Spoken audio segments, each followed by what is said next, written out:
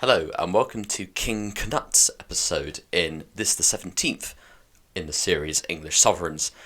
I have to be very careful when I pronounce the word Cnut because when you spell it out, C-N-U-T, it looks very similar to the swear word.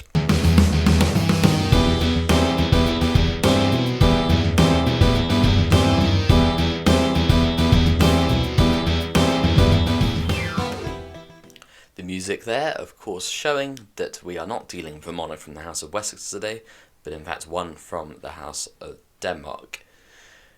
King Cnut showed up on English shores, as you might remember, in early 1016, and had basically conquered half the country by the time King Edward II became king in April 1016, and he became king of all England once Edward was dead, in inverted commas, in December 1016. And Cnut went on to rule for 19 years. He was seen as legitimate. I mean, yes, he won through right of conquest, I suppose, but he was also the son of a previous king, Sven Forkbeard, who himself had won through right of conquest. So his claim wasn't completely illegitimate, I suppose. The thing you might remember most about King Cnut, aside from his slightly dodgy name, is of him trying to command the sea. Like with Alfred's cake burning, it's not entirely clear whether this genuinely happened.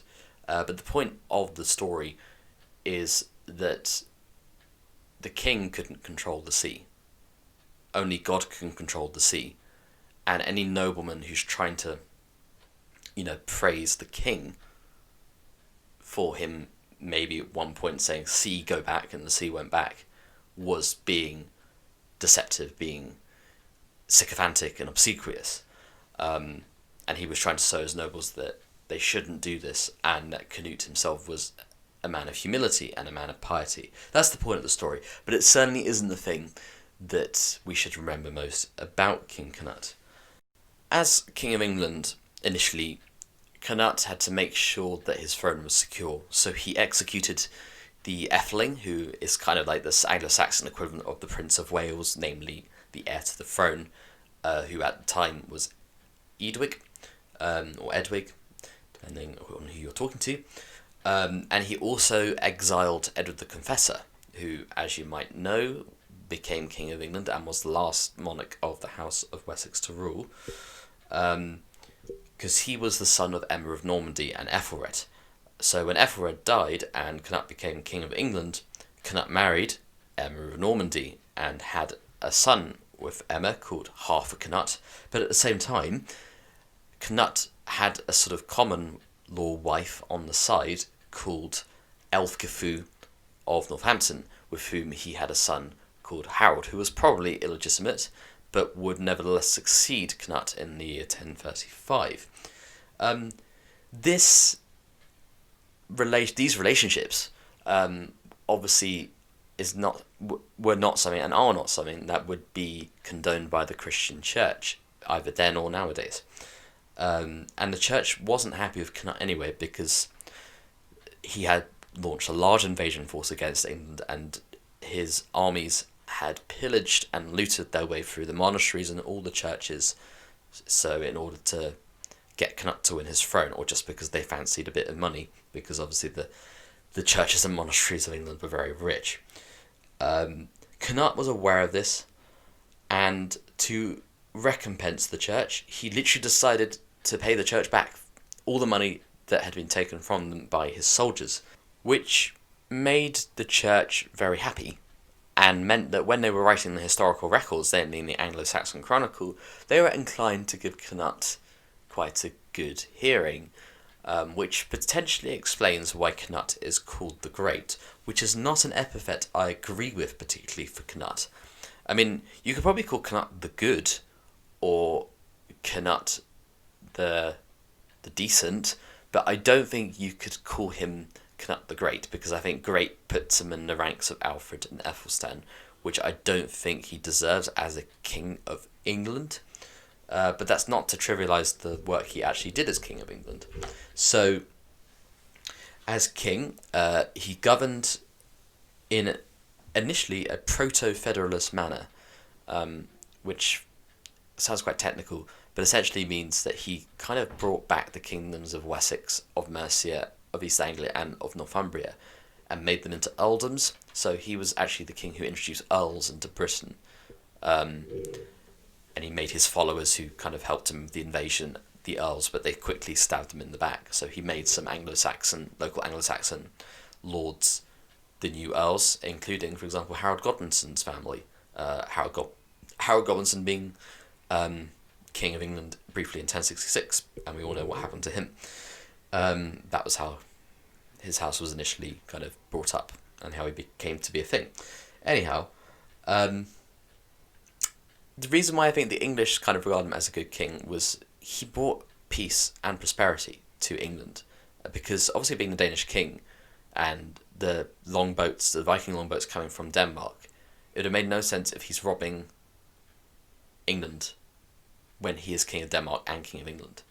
So the Viking raid stopped, which was very, very decent of Cnut to do that. He instead focused his Viking raids on places of Scandinavia that he did not in fact rule, such as in Norway, which he eventually came to rule in 1028, and then bits of Sweden, southwestern, I think, what's it called, Göteborg, modern day, that kind of area.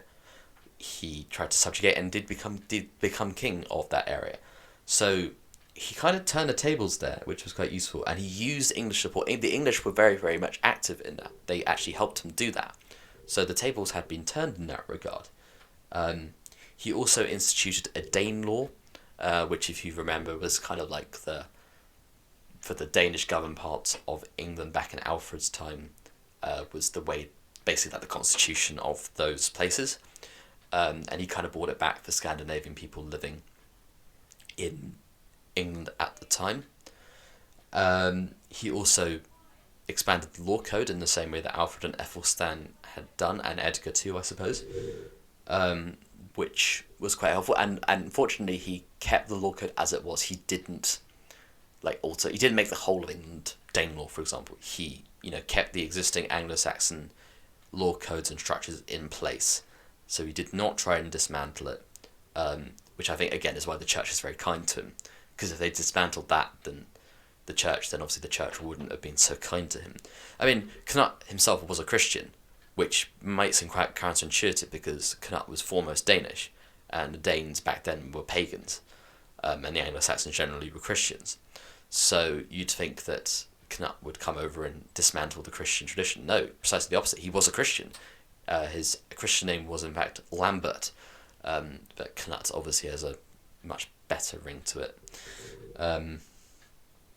So yeah, he was quite a decent king domestically.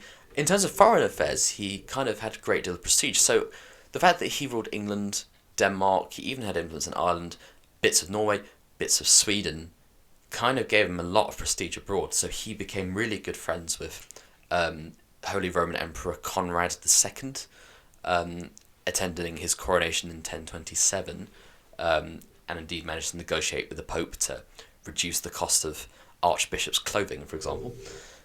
So he clearly held a great deal of prestige, and had his successors, his sons Harthur Cnut and Harold, not been so incompetent as they were, or at least not as competent as Cnut was, England could have gone in a very different direction. It could have become, part of a Scandinavian empire, or even part of a sort of Grand Holy Roman Empire / Scandinavian Empire alliance, which would have been quite an interesting alternate history to cover, actually. So eventually, of course, Cnut did die in the year 1035. We don't especially know how. He is buried in Shaftesbury. So I think overall, I know I've talked already about him being not really quite deserving the title of great. He certainly ranks highly among the kings of England, especially the early kings of England that we had. He was clearly a tour de force.